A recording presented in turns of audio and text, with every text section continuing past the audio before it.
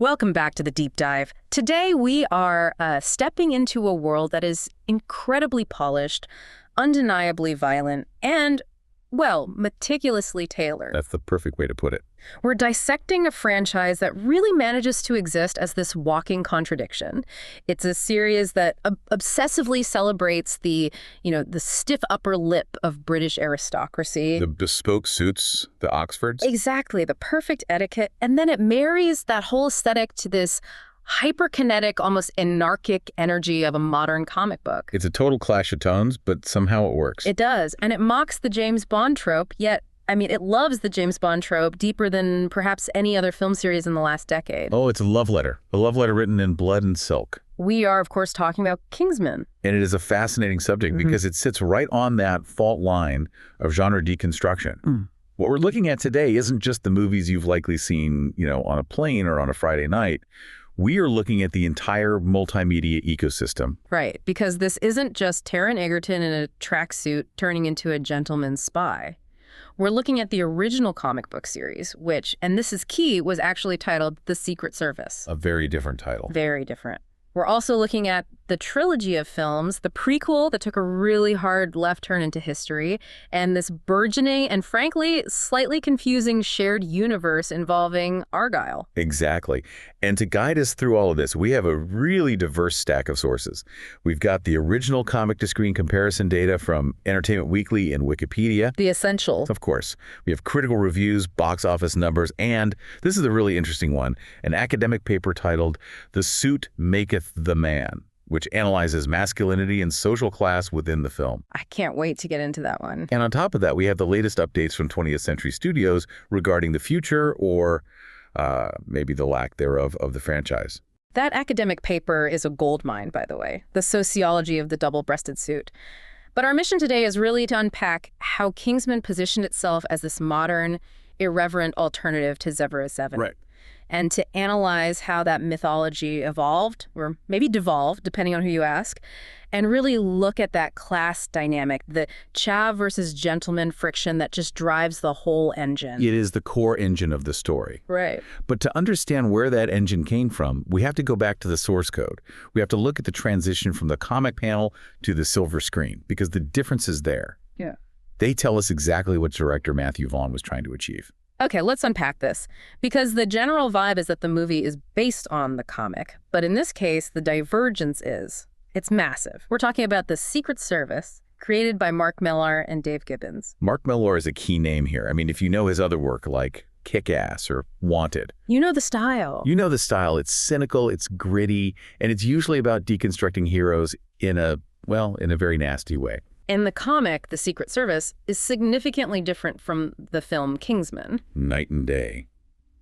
In the comic, for starters, the organization isn't this independent Arthurian knighthood with code names like Galahad and Lancelot. It's just MI6, the real British Secret Service. Which feels so much more mundane, doesn't it? The movie makes such a huge deal about them being above politics, independently wealthy, these modern knights. But in the comic, they're just government employees. Essentially, yes. They're civil servants with licenses to kill. And that fundamental shift, it changes the entire ethos of the story. How so? Well, if you work for the government, you are subject to the government's corruption, its bureaucracy. But if you are an independent agency funded by the elite for the good of humanity, you are operating on a completely different moral plane.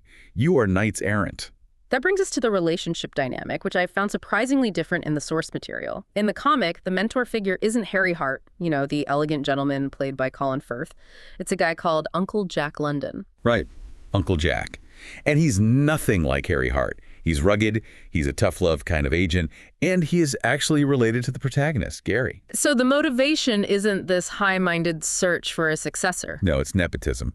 It's just family obligation. Uncle Jack is tired of bailing his nephew out of jail and basically decides to force him into the spy life to straighten him out. So it's literally a nepotism story in the comic. Come work with your uncle. In a way, yeah. It's a very blue-collar approach to the job of being a spy. But the movie, directed by Matthew Vaughn and written by Jane Goldman, shifted that entirely. They changed the mentor to Harry Hart, a former colleague of Eggsy's father. And that changes the motivation completely. In the movie, Harry recruits Eggsy not because they're family, but because he owes a debt of honor. A life debt. Right. Eggsy's dad died saving Harry during a mission in the Middle East years ago. It adds this whole layer of guilt and redemption that feels very Arthurian, to go back to that. It creates a pay-it-forward dynamic. It transforms the story from a simple procedural about a spy and his nephew into this mythic story about legacy and honor. Harry isn't just training a recruit, he is repaying a life debt. Let's talk about the training itself, because that's another huge change. Huge. In the comic, Uncle Jack just, drops Gary into these impossible situations. It's sink or swim in the real world. Very brutal. But the movie introduced the concept of the competitive spy school. Which was brilliant marketing, honestly. It's basically X-Men. First class means James Bond. That's a perfect comparison. You have the rich snobs, the dangerous trials, the dorm rooms. It completely gamified the origin story.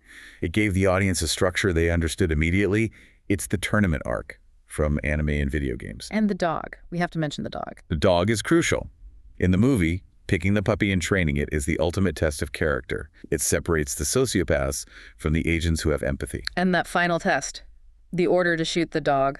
It's the defining moment for Eggsy's character. He refuses. Yeah. And that proves he's the right man for the job. Not because he can kill, but because he knows when not to.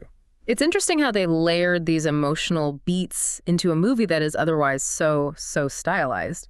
Speaking of style, let's talk about the villains. The henchman, Gazelle. Right. In the comic, Gazelle is a man with prosthetic legs. Just regular prosthetic legs. Okay. But in the movie, Gazelle's played by Sofia Boutella, and she has these razor-sharp running blades. She literally cuts people in half with them. That visual is so specific to the film's insanity. It's that blend of disability and hyperability, turning a prosthetic into a deadly, beautiful weapon. It's pure Bond villain henchman, but just dialed up to 11. It's almost the dance when she fights. It is. And that's the Matthew Vaughn signature. The violence isn't just brutal, it's choreographed like a ballet. Critics describe the comic as workmanlike. It got the job done. The movie is operatic. And the name Kingsman itself, you said that was different. That was a complete movie invention. The comic didn't use the title Kingsman until after the movie came out and rebranded the entire franchise. Wow. It shows you how powerful the adaptation was. It retroactively rebranded the source material. The movie completely swallowed the comic. So we have this shift from a gritty government spy story to this independent, high-fashion knighthood, which brings us to the thing that visually defines this franchise more than anything else. The clothes. The clothes. Manners maketh man. This is where we get into that academic paper I mentioned, The Suit Maketh the Man. It argues that the film is essentially a Pygmalion narrative. Pygmalion, like My Fair Lady. Or I guess She's All That, depending on your generation. Exactly. It's a male-on-male makeover story. You have Eggsy, who represents what the paper calls the chav archetype. And the paper breaks this down. It does, in detail. It talks about the bomber jacket, the baseball cap worn at that specific angle, the specific dialect he uses. His marginalized social status living on a council estate. He is, to the upper class, either invisible or viewed purely as a threat. And then you have Harry Hart, who represents what the paper calls hegemonic masculinity. The bespoke suit, the received pronunciation accent, the absolute control over his environment. The paper argues that the suit in Kingsman isn't just clothing. It's a chimera of power. A chimera. That's an interesting word choice, like a mythical hybrid beast. In this context, it means it combines different elements to create a new form of power. When Eggsy puts on that suit, he isn't just dressing up, he is accessing a different tier of social privilege. He is hacking the class system. The suit allows him to pass in high society. Precisely. But what's so fascinating and what the movie does so well is that it doesn't tell him to abandon his roots entirely. He doesn't just become a carbon copy of Harry Hart. That's the key point. At the end, he's wearing the suit, he looks like a lord, but he still has that edge. He still talks like Eggsy when he needs to.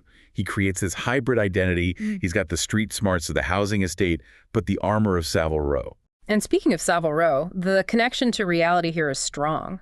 The Kingsman shop in the movie is based on the real Huntsman shop at 11 Savile Row. Which I'm sure didn't hurt their sales one bit. Oh, it actually sparked a massive cultural moment. I remember when the movie came out, suddenly double-breasted suits were everywhere again. It made bespoke British tailoring cool for a younger generation who might have previously seen it as, stuffy or archaic. It absolutely did. It positioned the suit not as a uniform of the corporate drone, but as the uniform of the badass. It reclaimed the suit. It said, you can look like a gentleman and still be the most dangerous person in the room. Yeah. That's a powerful fantasy. But we can't talk about the cool factor without talking about the violence. Because this movie is, it's aggressive. I mean, it is R-rated with a capital R. It is incredibly aggressive. And the centerpiece of that, the sequence everyone talks about, is the church scene. Oh, man. The church scene. Set to the guitar solo from Lynyrd Skynyrd's Free Bird. It's a hugely polarizing moment in modern cinema. In the narrative, Harry Hart is mind-controlled by the villain's SIM card signal into slaughtering a hate group in a Kentucky church. It's a massacre. He kills dozens of people. And it goes on for such a long time. It's presented as one take or stitched together to look like one seamless take. It is, and critics were divided. Some called it narrative overkill, just gratuitous.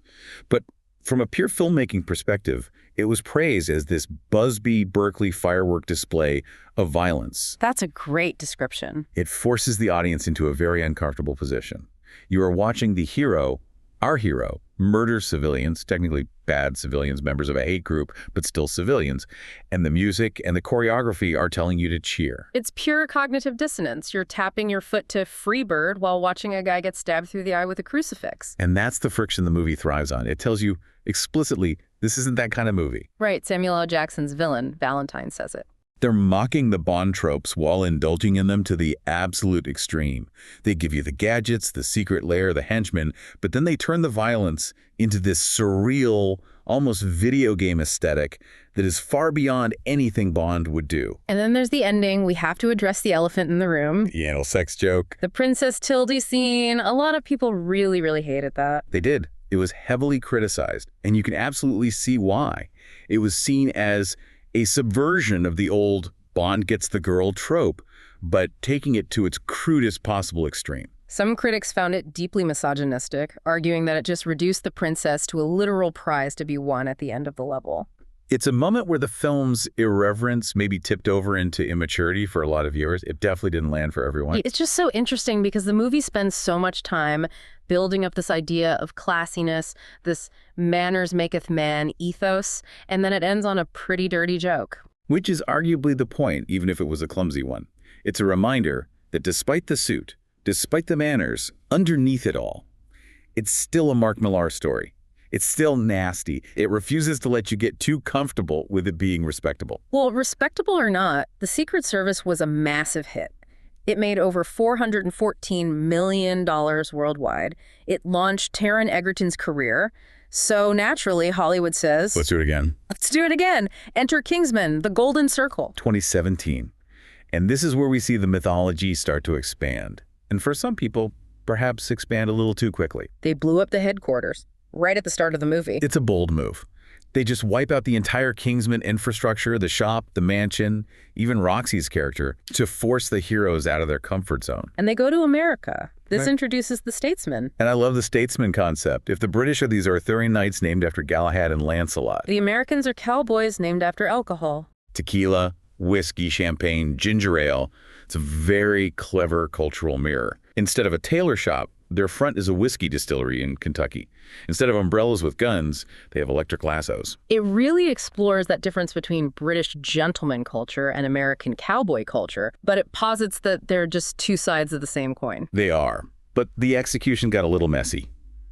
For example, Channing Tatum as Agent Tequila. He's in the movie for what, 5 minutes? Barely. And they marketed him so heavily, put him on all the posters. But he spends most of the film in a cryo-sleep coma after a drug overdose in the film's plot. The real American counterpart ends up being Pedro Pascal as Agent Whiskey. Who was fantastic, that electric lasso scene in the bar. Incredible stuff. Absolutely. But let's talk about the resurrection. Because in the first movie, Harry Hart takes a bullet to the eye. Point blank, he is dead. Unequivocally dead. There is no coming back from that in any kind of grounded world. But this is where franchises often struggle. They realized the chemistry between Colin Firth and Taron Egerton was the absolute heart of the film. So they brought him back using something called alpha-gel. Nanotech magic goo. Essentially. Yeah. And it pushes the suspension of disbelief right to its breaking point. The first movie was heightened, sure, but it felt grounded in some kind of physics. The Golden Circle went full-on sci-fi. And that was the main criticism, right? That it jumped the shark. That was the phrase you saw in a lot of reviews, yeah. There's a scene at the Glastonbury Music Festival involving a tracking device and a mucous membrane that we probably don't need to detail. Probably for the best. But it was another one of those moments where the humor felt a bit forced, like they were just trying to outshock the first movie's ending. It was. But look at the villain again. Julianne Moore as Poppy Adams. She runs this massive drug cartel called the Golden Circle, but she lives in this bizarre, nostalgic 1950s Americana town that she built for herself in the Cambodian jungle. Complete with a diner and a bowling alley. And robot dogs. And Elton John, who she kidnapped. Right. And her plan is to hold the world hostage by poisoning the drug supply. But the government's reaction is the real kicker here. This is where the movie gets, surprisingly and darkly, political. The President of the United States, in the film, he essentially decides to let all the drug users die. He sees it as a convenient way to win the war on drugs. Let the junkies die, he says, and the problem is solved. It puts the Kingsmen in such a weird position. They have to save the world, not just from the terrorists, but from the government's total indifference to the victims. It creates a real ethical complexity. The supposed good guys, the U.S. government, are actually monstrous in their own way. It forces our independent agency to step in as the true moral arbiter. It's a pretty dark satire on drug policy when you think about it. It really is. But despite the mixed reviews about the length and the over-the-top CGI, it still made money. It did. $410 million. Basically the same as the first one, which made $414 million. So commercially, it was a success. And that usually signals a healthy franchise. Consistency is key. But then we took a really sharp left turn. Instead of Kingsman 3, we got the Kingsman in 2021. The prequel. Set during World War I. Starring Ralph Fiennes. This was a massive tonal shift. We went from Freebird church massacres and robot dogs to the trenches of the Somme. I found this movie so fascinating because it's trying to be two completely different films at the same time. On one hand, you have Rhys Ifans as Rasputin. Oh, the Rasputin sequence is pure Kingsman. It is absolutely unhinged. He is dancing while fighting. He is licking Ralph Fiennes' leg to heal a wound. He is eating poisoned tarts. It is campy, absurd, brilliant fun. And then on the other hand, almost immediately following that, you have this harrowing, realistic depiction of trench warfare where the protagonist's son, Conrad, is unceremoniously killed. It was a bold narrative choice. Conrad is set up to be the Eggsy of this movie. He's the young, eager recruit. We expect him to survive and carry the torch. And he doesn't. No. He gets shot in the head by friendly fire in a case of mistaken identity, and his body is just carried away. No slow motion, no dramatic music. It's just brutal and pointless, like war itself. It was genuinely shocking. It felt like a serious war drama suddenly invaded a goofy superhero movie. And that juxtaposition creates the origin story of the agency. We learned that the Kingsmen were formed by aristocrats who lost their heirs in World War I. They pooled their resources to create an independent agency to prevent future wars because they saw that governments were incompetent and reckless with their children's lives. It also finally explains the Arthurian code names. It does. King Arthur lost his knights at the Round Table. These men lost their sons. It ties it all together. But commercially, this is where the wheels started to really wobble. It grossed just $126 million. Ouch. I mean, from $410 million to $126 million, that is a cliff. To be fair, you have to factor in the pandemic. Audiences were not back in theaters fully in 2021, but it also signaled that maybe the audience was confused. Was this a history movie? Was it a spy movie? The brand identity got very muddy. And it had that wild twist at the end with the villain, the shepherd. The mastermind pulling the strings of World War I turned out to be a Scotsman seeking independence from Britain. It was a choice. A very comic book way to explain World War I. It is. It simplifies incredibly complex geopolitical history into a simple comic book plot, which works for a spy movie, but it felt a bit odd given how seriously they had just treated the trench warfare scenes. So that brings us to the present, the shared universe era. Because Matthew Vaughn, the director and owner of Mark Studios, has big plans. He's trying to pull a Marvel. He is. And that brings us to the film Argylle. Now, if you watched Argylle, which came out recently, It's marketed as a standalone spy comedy with Henry Cavill and Dua Lipa. But then you get to the mid-credits scene. And it drops a bomb. A young man walks into a bar. The bar is named the Kingsman, and the young man introduces himself as Argyle, revealing that the fictional agent Argyle from the movie's Book Within a Movie is actually a Kingsman agent in this new shared universe. Vaughn has explicitly said he wants to cross over Kingsman, Argyle, and a third unnamed franchise. It's the Marv universe, but here's the problem. Oh, big problem. Argyle also underperformed badly. It flopped, frankly, and that puts the future in a very, very precarious position. You can't build a shared universe if the foundation stones themselves are crumbling. So what about Kingsman 3? We keep hearing rumors about it. It's supposed to be titled The Blue Blood. The premise sounds interesting. Vaughn has teased that it involves Eggsy losing his purpose. He's a gentleman now. He's married to the Princess of Sweden. He has everything he ever wanted. But the plot suggests the Kingsman agency might be destroyed or disbanded again. The title Blue Blood definitely implies we are going back to that aristocracy theme. It suggests a focus on lineage. Perhaps Eggsy struggling with his new place in the royal family versus his working-class roots.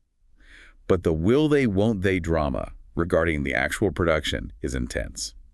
In October 2024, Steve Asbell, the boss at 20th Century Studios, was asked about it. And his answer was not promising. It was blunt.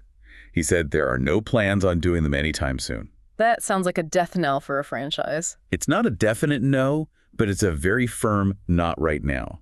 And you have to remember, Taron Egerton isn't getting any younger. The charm of Eggsy was his youth, that transition from boy to man.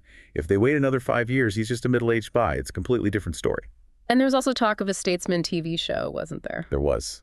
Chasing that Loki model on Disney Plus second. But that seemed to have gone completely quiet. It feels like the franchise expanded too wide, too fast, without solidifying its core base after the second movie. They tried to build the roof before the walls were dry. So with all that uncertainty, what does this all mean for the legacy of Kingsman? Even if we never get another movie, what did it change? Well, look at the landscape. When the first Kingsman came out in 2014, we were deep in the era of the gritty, serious spy. Daniel Craig was brooding his way through Skyfall. The Bourne movies had popularized that shaky cam, grounded realism. Spy movies were, frankly, a bit depressing. Kingsman brought the fun back. It reminded us that spy movies used to be ridiculous and fun. Exactly. It proved there was a huge appetite for R-rated, stylized, colorful spy action. It paved the way for things like Deadpool in a way, that willingness to be brutally violent and genuinely funny at the same time.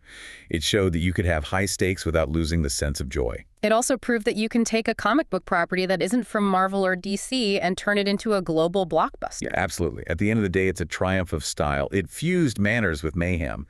It gave us a visual language that is instantly recognizable. If you see a guy in a double-breasted pinstripe suit holding an umbrella in a certain way, you know exactly what movie that is. That is iconic branding. It is iconic. But here's the provocative question to leave our listeners with today. The box office is stumbling. The studio's hesitating. The spy genre has already moved on again. Is the gentleman spy a relic of the 2010s? That is the question, isn't it? We are living in a world that is increasingly casual. I mean, billionaires wear hoodies, not bespoke suits. The world feels more chaotic, less mannered. Is there still room for the idea that manners maketh man? Or does Eggsy Unwin need to reinvent himself one last time to survive in the modern cinematic landscape? Is the suit still enough to make the man? Or has the definition of the man just changed too much? That is something to mull over. Thanks for diving deep with us into the Secret Service. And remember to lock the doors before you start a bar fight. We'll catch you on the next one.